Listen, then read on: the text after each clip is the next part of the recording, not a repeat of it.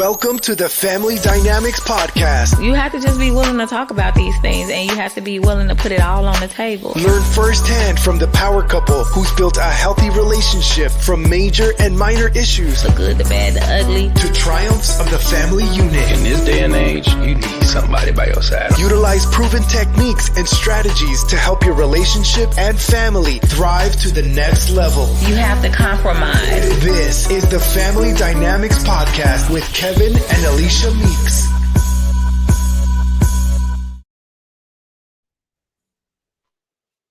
Welcome to the Family Dynamics Podcast. I am in the home studio once again with the beautiful Alicia Meeks. Hey, y'all, hey. And on this podcast, we always talk about marriage, family, co-parenting, just all around family. And this is episode 13. And we got a really special guest today. And I really like this guest because we conversate often on social media, and he's kind of close to us as family. So I would like to introduce Minister Ernest James at Friend to Fatherless Daughters. Welcome, brother. What's up? How you doing, family? All right. So today we have you here on our podcast, The Family Dynamics. And basically, we were intrigued with it. We can start with just the name, Friend to Fatherless Daughters. So tell our audience who you are and what you do. Okay, I am Minister Ernest James, aka Friend to Fatherless Daughters on Instagram, and I am a fatherless daughter advocate, as well as a male mentor. My male mentor page is Man Up Ministries, also on Facebook. I mean, not Facebook, also on Instagram. But for this particular specific, I'm trying to talk too fast. For this occasion, I'm gonna talk about Friends to Fatherless Daughters. Basically, it's a platform that I started after running into some issues in my marriage, and I found out, or should I say, I realized that the issues that I was having, that we were having, were stemmed from the difference in my wife and I's background being raised. I come from a two-parent household, and she come from a single mother household. So she has some issues from being a fatherless daughter that started to come up in our marriage. And as we dealt with that, and I began to look at some things within my own life, I realized that every woman that I had ever dated was a fatherless daughter. And as I got into it a little deeper, diving deeper into my own issues and how that affects with the fatherless daughters, I seen a gap in the fact that most fatherless daughters advocates are female, and so they don't really have the male perspective from it, So it just kind of went from there. I just started talking about it, and I said, well, you know what? Let me just go live and see what happens. See who I can help, and whoever I can help, cool. And if I'm not for you, then that's cool too. Yeah, it's you're right. We definitely see mostly women that's advocating for the fatherless daughters because, I mean, about right, they have a front row seat into that type of lifestyle. And I guess one thing that intrigued me when you was like, I'm a girl dad. So I think that you have a firsthand look as well, seeing how and interacting with girls yourself and how the impact would be if you were potentially a person that wasn't there as a father. So I think that you do have some experience outside of your marriage, with your marriage too. Well, tell us some of the things. Go ahead. Yeah, I was going to say, actually, even as being a fatherless daughter advocate, it's still something that I have to work hard on with my relationship with my daughter. And also now I'm a grandfather to two granddaughters. So I see that firsthand, with my granddaughters, the effects that I have and the relationship that I have with them. And then also with my daughter, who's going to be 18 this month. So she's all grown up, but still that dynamic of the relationship, the father-daughter relationship, the grandfather relationship, just that father figure in a girl's life, I get to see firsthand, and knowing the effects of what it is when the relationship is not there, it's a fight every day to make sure that I'm coming through on all cylinders. Absolutely. So everybody may not even be aware, and I agree with you. When fathers are not present in their daughters' lives, it has a significant effect on them. Can you tell us some of the effects of a child or a young lady not having her father involved in her life? Well, definitely. Well, so I have what I believe are the core four, right? Which are the four core values that a father instills in his daughter.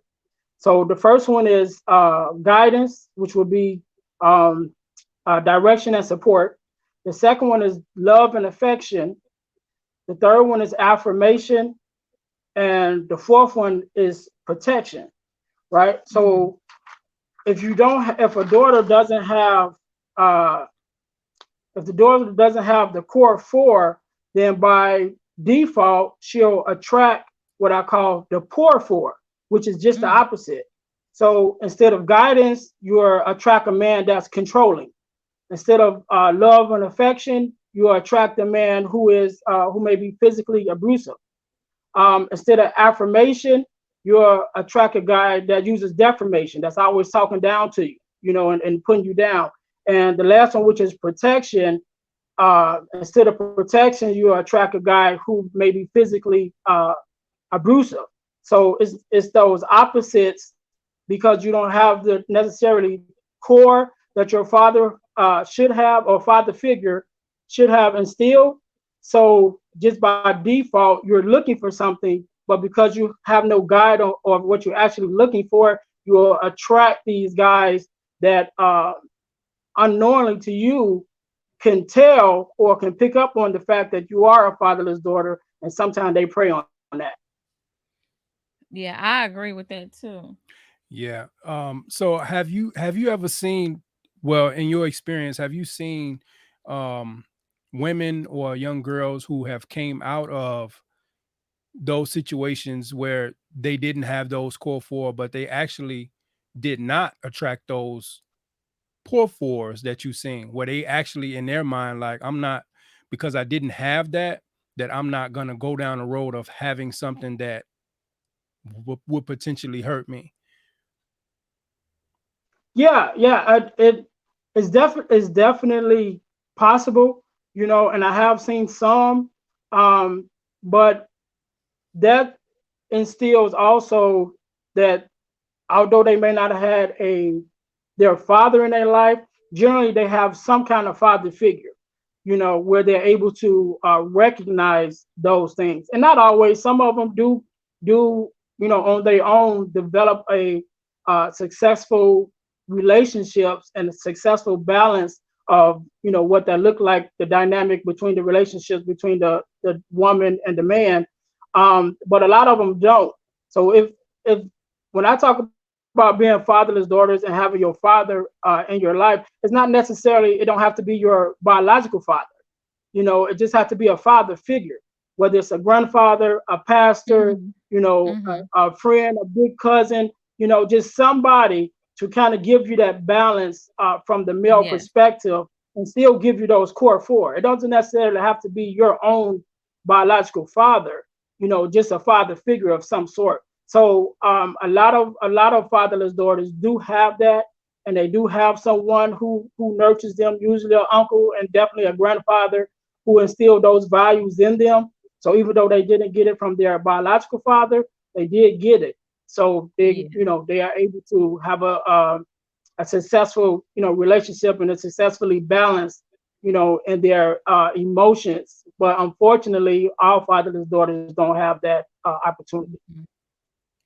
It's funny where we talking about this because our platform speaks a lot about marriage and co-parenting, right? So a lot of the times when you have fatherless daughters or fatherless men and boys, it comes from the breakdown of the family or the split of the marriage or the split of the relationship or whatever. So now you have the father who's left the home, and the mother or the father is left to parent by themselves. So now the children are learning from like a one-eye view, right?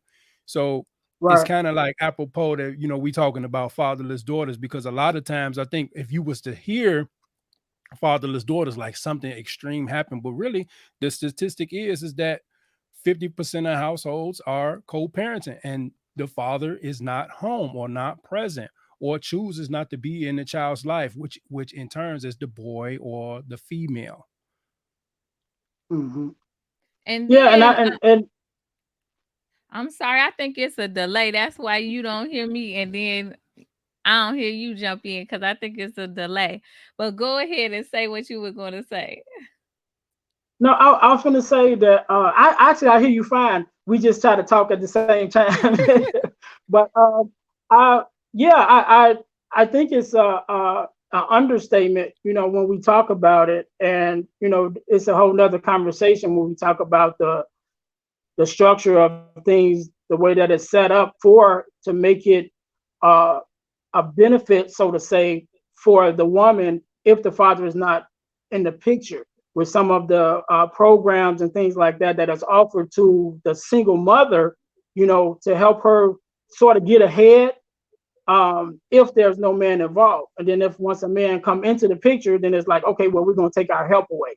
So that automatically sets up a precedence that, I'm going to try to make it without you, because I can do it on my own. And then I have Mm-hmm. other programs that'll help me if you don't come through. Mm-hmm. Unfortunately, that sets a precedent that we automatically start looking at things different, almost as a you against me type attitude with the father and the mother. If they're not mature enough or just on a financial level where they don't need these programs, and it's like, okay, we're going to work together to accomplish, raising our child, even though we're not, together in a relationship. We definitely still get together in a partnership as being parents, because once that child is here, they're here. But what are So them we have to do what are what's some of the programs that you that. that you referring to when it comes to Well, like? just like let's just say like Section 8 or public aid type programs, for people who or should I say for mothers. Definitely Section 8. I'm gonna say Section 8 because that's I came into contact with Section 8 my own self, in the dating stage with my wife. And that was one of my things when we got together. I was like, I don't want Section 8. I don't want no kind of help, because the way that I see it is, when you get on a program and they're giving you something, they can always take it away, Right. right? And that's actually what happened in the beginning stages of our relationship, or should I say our dating period with me and my wife. She was on an assistance program. It wasn't Section 8, but it's sort of set up the same way. Sure. And the minute she got comfortable, she moved out this little bitty apartment, actually moved into a house to have more room for the kids and be in a better neighborhood. And she probably was in there 6 months, and they're like, oh, we shutting the program down. And she's like, well, Mm-hmm. what does that mean for me? So now I got to come up with this whole entire rent. And they're like, you know what I'm saying? So with Yes. me, I've always been on that. No, I got it. If we can't do it together without nobody else help, then we don't need it. But Mm-hmm. if we do it together, if we build it together, we know can't nobody take it away from us. I agree. I agree with that. I just think that if we think about it, I was listening to a another master class about fatherless daughters, and we're gonna stick to fatherless daughters, but sons also have a lot of terrible effects from their fathers not being present. So whether you're a daughter or a son, having your father not present has a negative effect on your life and the person you become. If you're not mindful of trying to overcome that barrier, but acknowledging that fact that, okay, my father is not here, So what? Now what? Right. What are you going to do? Right. What are you going to do from here? Okay, my father isn't here. The first step in anything is acknowledging it. So you Right. acknowledge, oh, my dad's not here and he hasn't been here. And now what? What am I going to do to make sure that my child, if you're a male, that my child has that father there for them, and feed into that child the things that you didn't have, because we always try to give our Yeah. children what we didn't have. And so that's something major too that I really think is, you know, a epidemic right now with males, and the lack of fathers, with their children, period, girls and boys, the lack of their presence. And so do Right. you And know of some ways that a person who has acknowledged that, okay, my dad isn't here, some ways that they can proceed in a healthy, positive way? yeah. Let me go back a little bit real quick. Because we first of all we have to start with the parents. And when we talk about starting with the parents, if we think about it, when God created us, he created a man and a woman, and they came together to produce a child. So that's the way that he created it. So not only was it set up that way to produce the child, but it was also set up that way so that that child is raised in a balanced environment with the mother and the father, right? So we have to remember that when we become parents, that it took two of us to create this child, and it's going to take two of us to make sure that this child is raised in a environment that is conductive, for their well-being. That's number one. Number two, that's going to take being intentional, right? So when I talk about parents have to really think about, especially those who were raised without their fathers or mothers in some cases. I'm gonna speak from the father point of view right now. I talked about before that a lot of times we have fathers who grew up without their fathers, and growing up, their idea was always, I'm not going to put my children through the same thing that I went through without having my father. But we fast forward a couple of years and they have kids, but they're still going through that same cycle, right? Because they're not in their children's life as much as they should be. And the reason Mhm. why is they think about it, it's something that they say, but if you're not intentional about it, it's not going to happen, Right. because Right. your brain is like a computer, and it can only use the information that you put into it. So growing up without your father, your mental, your personality, everything has been developed in an environment without your father. So it's going to react just on autopilot. So when you bring your kids into this world, when it comes to being a father, your mind has no idea what to go on, because Right. it has no experience of being a father.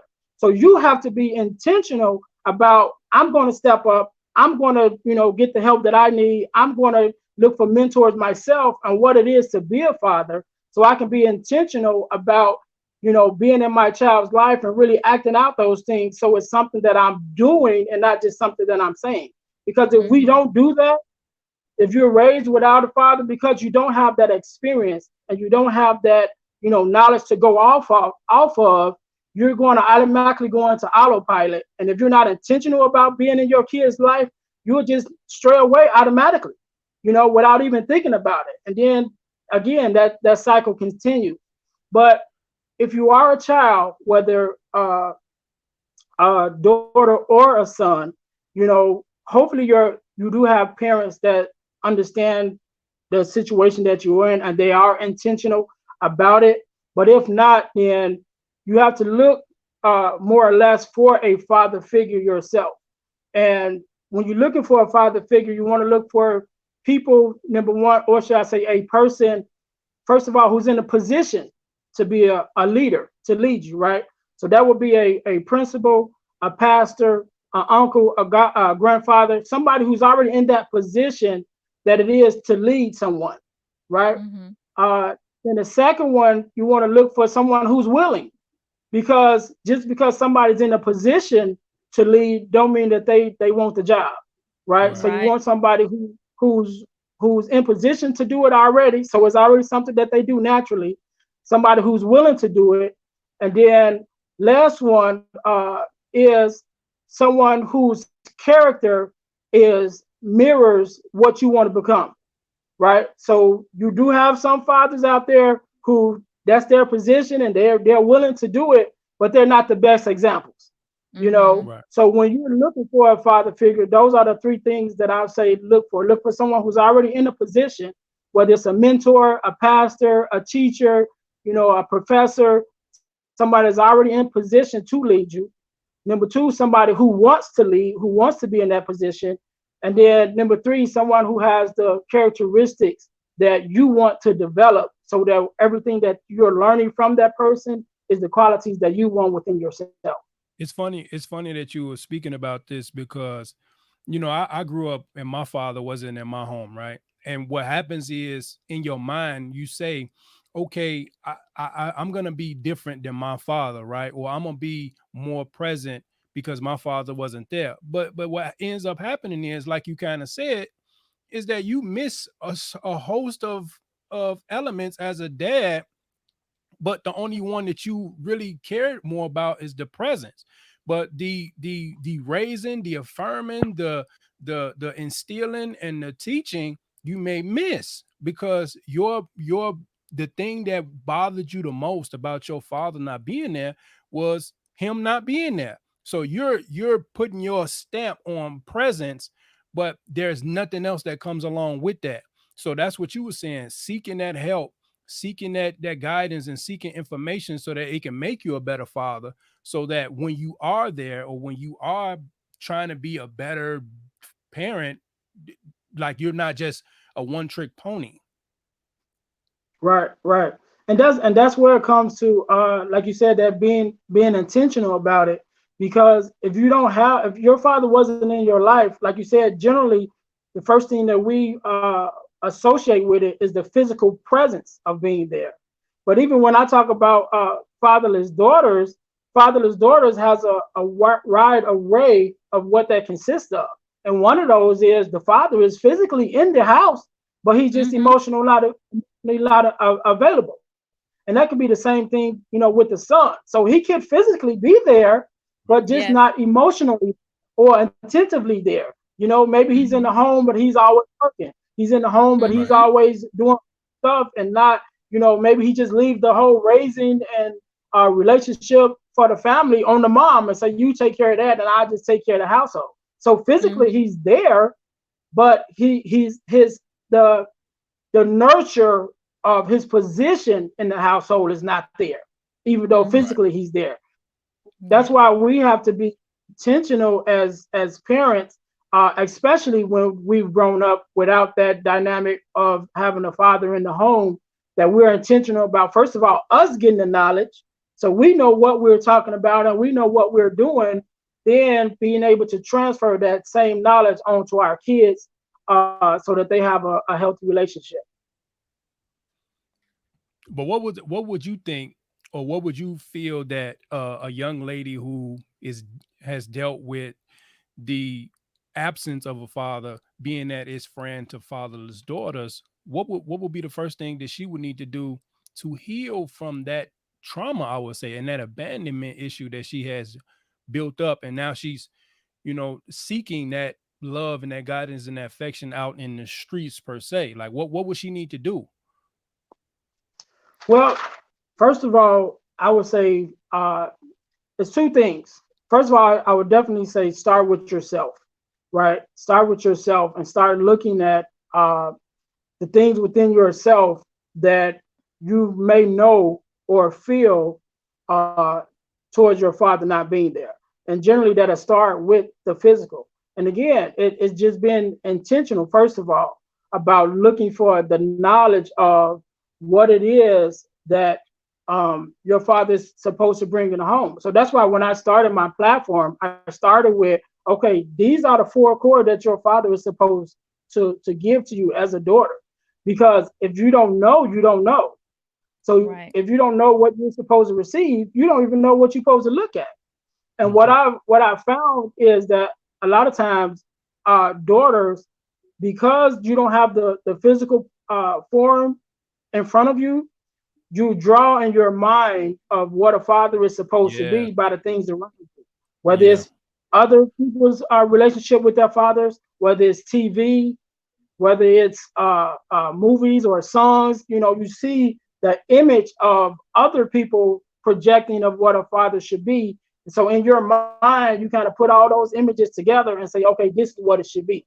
So because you don't have your own idea or your own experience, the first thing I would say would be to look toward or look into mentorship or look into information of what it is to be fatherless, right? So that you first of all start with you and realize the things that you're missing, right? So then once you realize the things that you're missing, then the second thing I would say, think about, just think about it first, reconnecting with your biological father, right? In some way.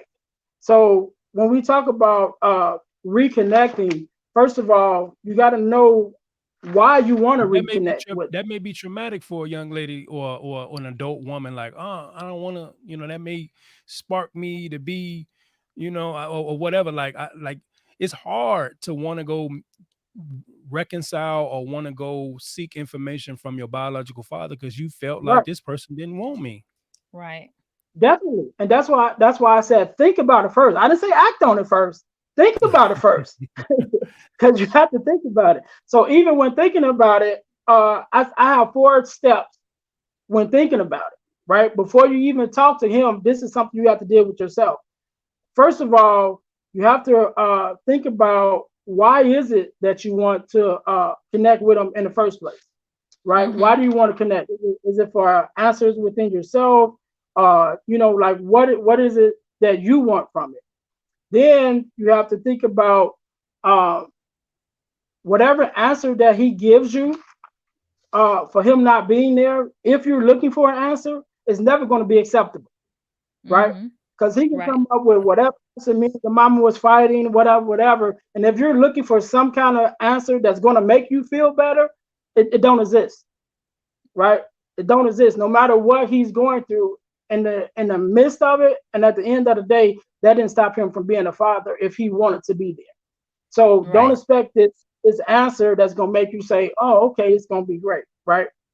Then uh, predetermine what it is you want to accomplish by him coming into your life. So if you're an adult, you don't need a daddy. You're already grown, right? But you still need that relationship. Or you might not want a relationship with him at all, but you might want him to be a grandfather to his grandkids and give his Mm-hmm. grandkids um, the father figure, be the father figure for his grandkids that he wasn't for you, right? So you have to predetermine what that is. And then the most importantly, you got to realize or you got to think about, can you forgive him for not being there? That's the number one. Before you even talk to him, before you have a conversation with him, can you forgive him for not being there? Right. Because in a father's presence, I found out that a daughter or some fatherless daughters go through some bad situations.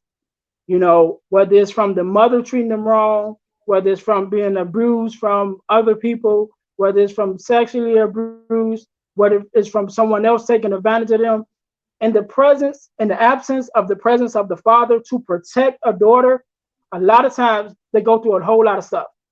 And Mm-hmm. all that stuff is bottled in.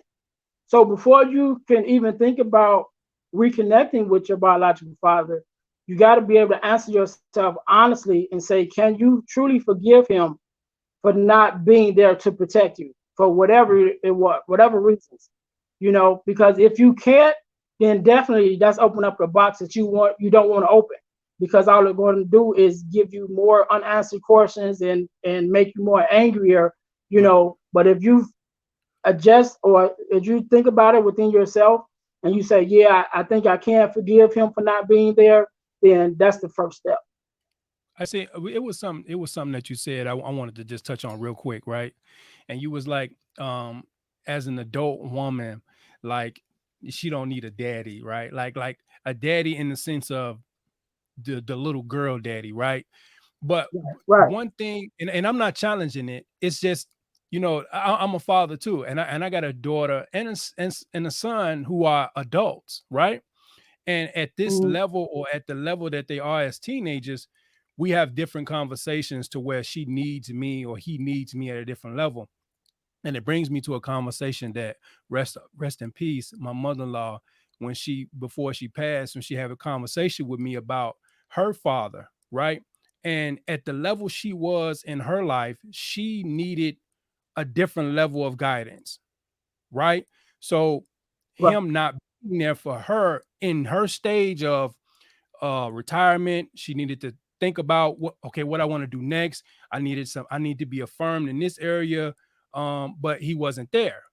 So it's only that when you said that, oh well, she doesn't need a daddy at that moment. She doesn't. She needs a father. She need her father Hmm. to Right. to Right. put right. And that's what I was saying, Yeah, a daddy in that sense. But because a lot of women, that's where it goes left, is because once they reconnect with that father, um, it seemed like they're wanting to recapture yeah, yeah, the years in which they Yeah. lost instead Yeah. of starting from there. So if I was to speak to someone and they were, discussing about how they want to meet their father, their biological father who wasn't present, and they are intentively seeking that presence in their life, you were absolutely right. Self-reflection is the first step. Why? What is the big deal? Why do you feel, yeah, ask yourself these hard questions. Okay, Alicia, what is the big deal that you feel like you need to meet him now? You haven't met him all these years. Not me. I knew my father my whole life. Yeah. But I'm just saying that's a sentence that they can ask themselves, like, so why? Just a simple why. Why do you want to reconnect with them? And then after you figure out that why, then you decide how you're going to allow that person, which is boundaries, how you're going Right. to allow that's good. that person to participate in your life and your children's lives. Bingo. Because a lot of times you can think like, oh, he's back, and then he leaves your kid hanging just like he left you, or he leaves you hanging again. So that's another thing. So after you have that self-reflection and determine the reasons why you feel it's necessary to have him in your life at this juncture, then you're going to set up boundaries of how you are or are not going to allow him to participate in your life. You know what Right. I'm You know what? saying? Do You you think that the boundaries Yeah. need to be first? Do you think the boundaries No, need to because be your first? first step is understanding the reason why. Because if your No, reason I'm why saying doesn't make sense, then after her why, the mhm, boundaries need to be the absolutely. That's next why I step. said Okay, next. right. Absolutely, I agree. Definitely. So let me jump in here real quick. First of all, let me apologize for the slip of the tongue. So when I said that she don't need a father right then as an adult woman, again, I agree with you 100%. That's not to say that she doesn't need her father, but she doesn't need to be raised in a sense as a little girl coming up, and that sense of it, right? But definitely still needs her father because again, like you said, it's just your father on a different level. I don't need you to be, to take me for ice cream. You know what I'm saying? But I may need you to I may need you to make sure I know how to change a tire. You know what I'm saying? I may need you to make sure that, if I feel some type of way that, something going on in my house, you could come look at it, or something's going on with my car, you could be able to come look at it. I do need a father in that sense. So you never like outgrow being that father. One second, I'm sorry, y'all. That's my wife calling me now. Excuse me. So, but you never outgrow needing that father figure and that father's presence in your life. It just changes as you get older, right? And the role changes as you get older. And another thing, one of the things that I talk about once you do reconnect with your father, is exactly what you was talking about, Alicia, is to make sure that at any point don't feel uh, don't feel some type of way, or should I say, don't hesitate to walk away. If it's not giving you what you need, if you're not receiving what you need, if he's not, nourishing the relationship that you need on that the level that you need it on, walk away. You know what I'm saying? And don't feel no way about it. And you have to think about that. And another thing that I talk about again, what you said with the boundaries is the way that I put it is make a space for him, right? So if you're going to reconnect with him after you talk to him and it's like, okay, this is something we're going to do, give him a space, but you only give him a box. We're not giving him free range to come in and out. No, I want to see you on holidays, right? If you can do that, then we'll talk about, maybe seeing you a little more, maybe exchanging phone numbers or something like that. But first of all, you got to get to step one. If I can't see you, it's what, 3 or 4 major holidays in a year out of 365 days. If I can't count on you for those 4 days, why would I even think I can count on you more than that? So again, it's recognizing those boundaries and just give them a little space, and they have to prove themselves. If you're going to be active now that you're coming in, prove to me you can show up for me for my birthday. Let's just start there. You know what I'm saying? Let me get a birthday call on my birthday once a year and say, hey, happy birthday. Let's start there. And then once you show me you can be consistent, which is the key word, consistent with that, then we can open up a little more. Maybe I'll give you a little more space, a little more activity in my life. But we're not just opening up the door and saying, yay, daddy's home. No, it don't work that way. I think one time we Alicia and I was listening to it was something on social media where a gentleman was fathering a child that wasn't his, and he was kind of calling out the dad for him to step forward. And it's so many situations where you cannot be present with your child, right? But there are situations where a father didn't even know that he was a father of a child because of maybe shame on the mother's part. She was shameful. She didn't want to present him as the father, and the gentleman she was in a relationship with or whatever was not the father, and she just didn't want to present herself that way. So when you're talking about setting boundaries and expectations and things like that, there are a lot of fathers that, hey, I didn't even know you were mine. I didn't even know that I had a daughter or I had a son. So now our expectations of each other has to be not aligned, but we got to compromise on this expectation, right? Because I didn't know of Right. you. You know what I mean? Right. But then that goes to the foundation of any relationship, and that's communication. Bingo. Whether Like that. it's father, daughter, boyfriend, girlfriend, just mutual friends, whatever. Every relationship starts with communication, and that's where you start from, especially when you're reconnecting into your child's life. Whether you knew about it or not, it still starts with a conversation and a honest open up of your heart. This is where we at and where do we go from here. And that's as a dynamic that starts to build that relationship between the father and the daughter, or should I say the father and the child. Just having that conversation to say, okay, this is where we are. Where do we go from here? What do you expect from me? What should I expect from you? And do we both agree that that's something we can give? And then that goes back to, do you want the job? Because even after you found out you the father, do you want to be my father? You know what I'm Exactly. saying? So if that's something, if you can give me what I need from you, and I can give you what you need from me, and we both agree on that, then we know that we can move forward from here and grow. But if you didn't know in the first place that I was your child, and now that you found out you still don't want to be there, that's the end of this conversation. You know Bingo. what I'm Right. saying? So again, it starts with a conversation and definitely being honest, on everybody's part, whether it's why the mother didn't tell the father, or did she tell him and he just wasn't there, or whatever it is. It has to be a conversation, because I've seen, unfortunately, some experiences that it wasn't there.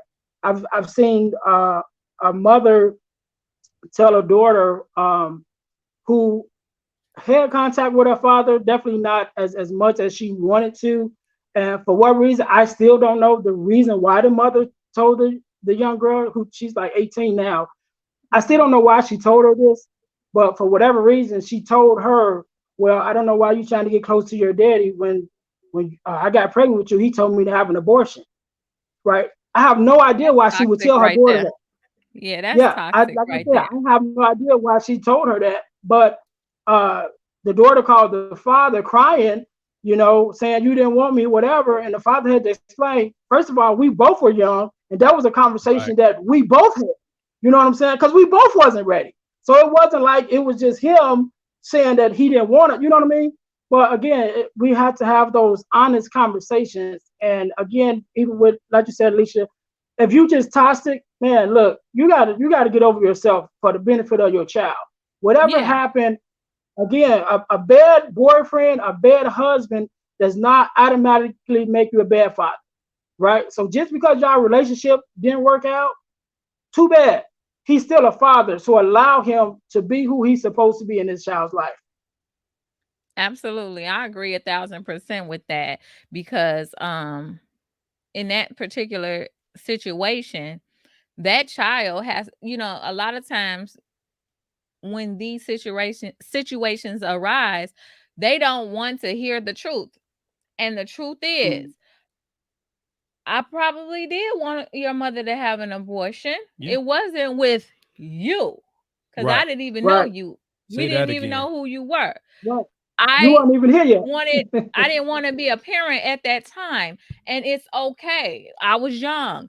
It Right, didn't have anything directly towards you, even Yeah. though it happened to be you. You're I right. didn't know who the baby was. No one knew because the baby wasn't here yet. So right, absolutely, I did. And then just ownership, that parent owning it, like yes, I absolutely did. Or once you came, I still didn't want you because I was young. I didn't feel like the struggle and this and that. And whatever it is, it's about being honest, being Hmm. direct, mhm, and just saying exactly what occurred and the reasons why. Because as you said, nothing is going to make it okay that you weren't a part of my life. Bingo. That's it. Nothing is going to make it right, okay. And so, therefore, it doesn't matter really. And so, if we have to give more direction, why do you want this person a part of your life now? And then you're going right, to set up the boundaries of how you want that person to be in your life and how you want them to move and how much will you allow them right, to be in your life and participate with you or with your children? Or you may want to just start off with just you because you're nervous that he may not be consistent and you don't want that in your children's life. Whatever way you right, decide, but then three, you start from there. You start from right, here where you are. Let's not keep going back to the past of how this came about because it matters not. Actually, let's start here. Let's right, start from where we are and move forward and decide how we're going to move forward and what that looked like to us. And just like right. just And like then, your shirt say, I think the one of the things before we even that a young lady should do is to heal from that and not have any expectations in the beginning. But I appreciate Minister Ernest James. I think you got a awesome ministry. I think you got an awesome platform, Yes. and I think it's very much well needed. Friend to fatherless daughters, man, you guys please go follow Mr. Ernest James, Minister Ernest James. Is there any parting words that you want to say to the audience or to your followers or future followers? yeah, yeah. First of all, let me say, in that situation that I just spoke about, it did work out. The daughter and the father was able to talk about it, and they worked everything out, and their relationship is fine today. But in my partner, I just give four steps that I have with the fathers when a father is reconnected with the daughter. Number one, remember it's about the child. Number two, it's your job to protect the child. Number three, prove your love by your actions. And number Mhm. four, make sure um, your presence now will outweigh whatever they've heard about you in the past. Because the mother can talk about you and talk you down, whatever. You're not here you weren't there to defend yourself. But now that you're in a position, make sure that whatever was said about you in your past, your actions now outweighs all of that. Yeah. Right. So that's my advice for the fathers. Again, I thank you guys so much for having me on. I hope to be back, at another time. Absolutely. Again, Absolutely. For the listeners, you can find me on Instagram at friend2 fatherless daughter. That's friend the number 2 fatherless daughters, and that's where I'm at. If you can look me up there. You can click the link in my bio to go to other pages and things that I have going on. Well, man, that's what we have. I'm extremely full. I think I done learned some things today. And man, I'm sure our listeners got something out of this too. So we'll see y'all in a minute. All right. All right. Peace out, family. Let's wait.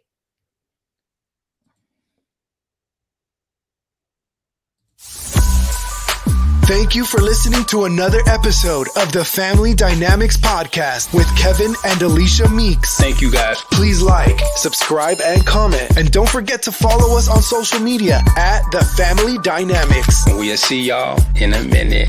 Bye.